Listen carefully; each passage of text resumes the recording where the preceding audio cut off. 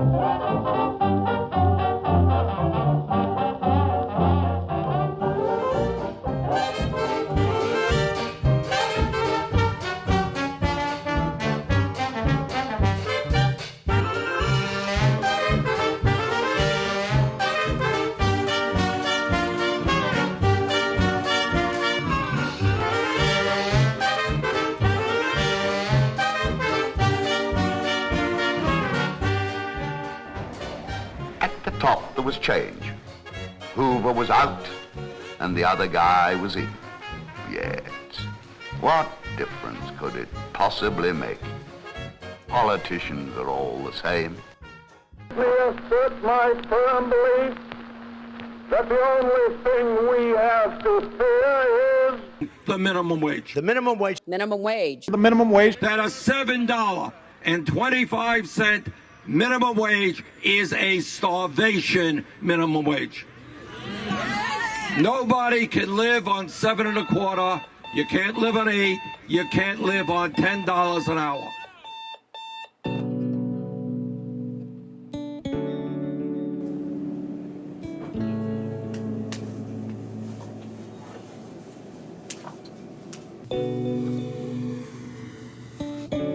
The majority of people who make the minimum wage are under 25. It's part-time jobs, people that aren't necessarily trying to support households, and it's entry-level type of opportunity. And in most parts of the country, there are plenty of opportunities that are paying higher than that, but they're not glamorous jobs. They're in factories and things like that. So I think the bigger issue is an unwillingness to actually work in less desirable jobs that might actually pay more versus working in services and things like that where the minimum wage comes into play.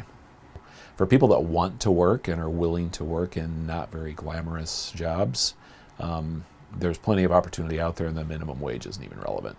They're not teenagers taking on their first job, they're adults. Average age is 35 years old. A majority of lower wage jobs are held by women. Many of them have children that they're supporting. These are Americans who work full-time, often to support a family, and if the minimum wage had kept pace with our economic productivity, they'd already be getting paid well over $10 an hour. Iowa is one of 21 states that still have the federal minimum wage as their minimum wage. So is there a need to change it? What is actually needed to live in the state of Iowa? In order to find out, I spent a week living on minimum wage. Working 40 hours a week, one can make $290. So this is what I had to spend on clothing, food, healthcare, rent, utilities, and transportation.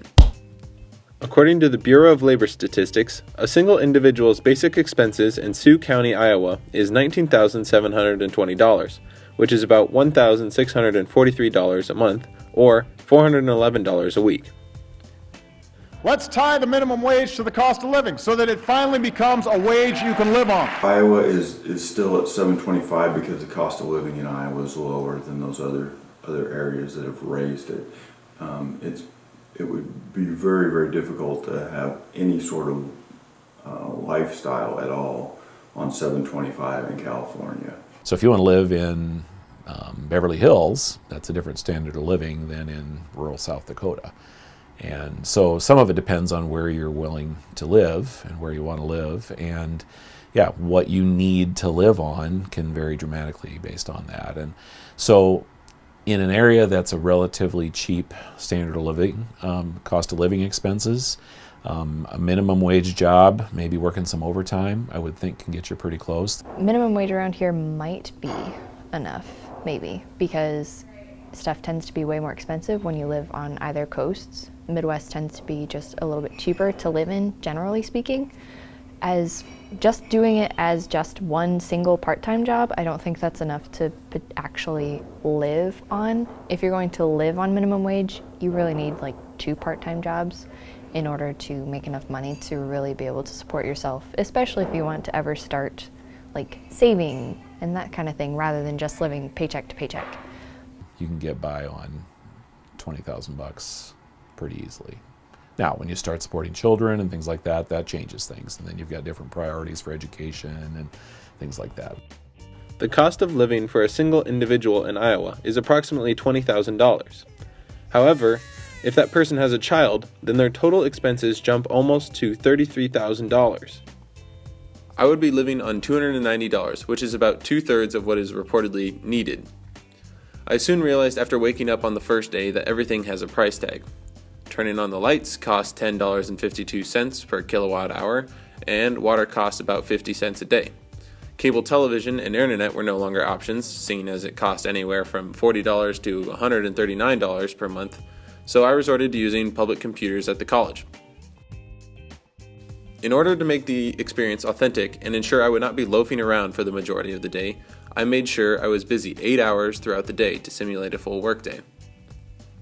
I worked at a grocery store bagging groceries for $3.35 an hour. That was my first job outside of my family's own little farm and construction stuff we had going on. So my first job working for somebody else was for $3.35 an hour, which was the minimum wage at the time. So that's what they had to pay me to carry groceries out. And I hustled and pleased every grandma with a grocery cart that I could, and ended up making $3.55 later that year. So I was rewarded with a little bit above the minimum wage because I smiled and showed up. So it really doesn't take that much to succeed. We always joke that if you show up on Monday morning sober, you're a long ways. At age 14, I started my own livestock enterprise. So at that point, it wasn't about the wage. It was about how hard I was willing to work and how well I was willing to take care of my livestock. And I have a friend that applied for a job, and I think it was $17 an hour, but it was working overnight, and he didn't want to do that, so he didn't take it. I currently work at the Fruited Plain as a barista. I make at least right at minimum wage, maybe a few cents more. I'm not entirely certain, but I also get tips, which definitely helps to supplement that.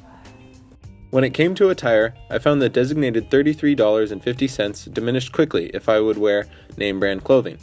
As a result, I wore the same pants, boots, and socks the entire week, only changing my shirts, which all came from secondhand stores or on sale. My designated transportation bill came out to be $11.67, which brought me approximately 5 gallons of gas in Sioux County. This also meant that sunny vacations in Florida were off limits. Obviously, it's nice when your minimum wage gets raised. However, prices around you tend to also raise as well. So I don't know that it's super helpful in the long run. So if we go to $15 or $20 or $25 an hour minimum wage, the work those jobs are involved with are not worth that. So businesses will do what they can to get rid of them. So we'll see McDonald's with automated self-serve kiosks and things like that because there's just not room in their cost structure to absorb a much higher wage.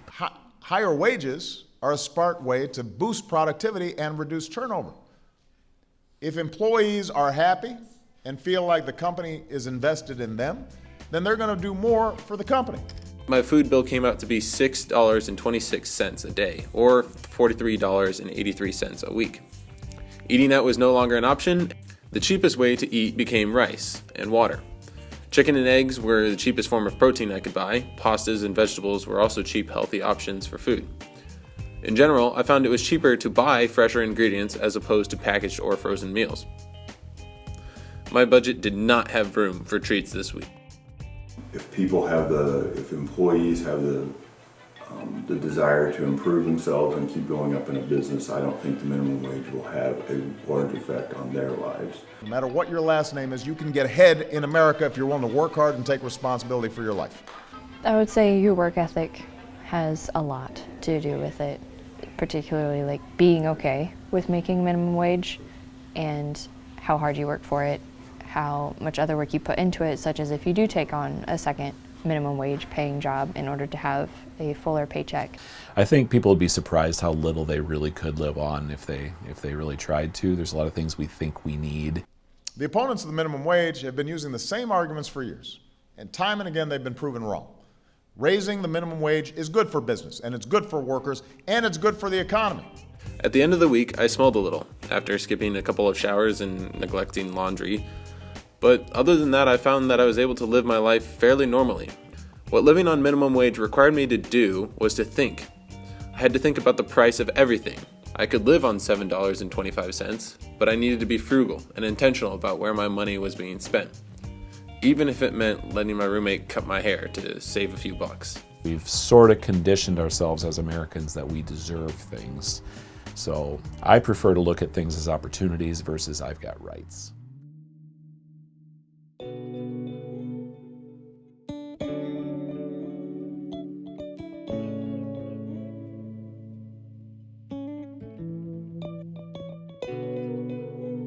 I heard somebody say the only thing you have a right to is to get off your butt and get to work. Everything else is really not yours to claim.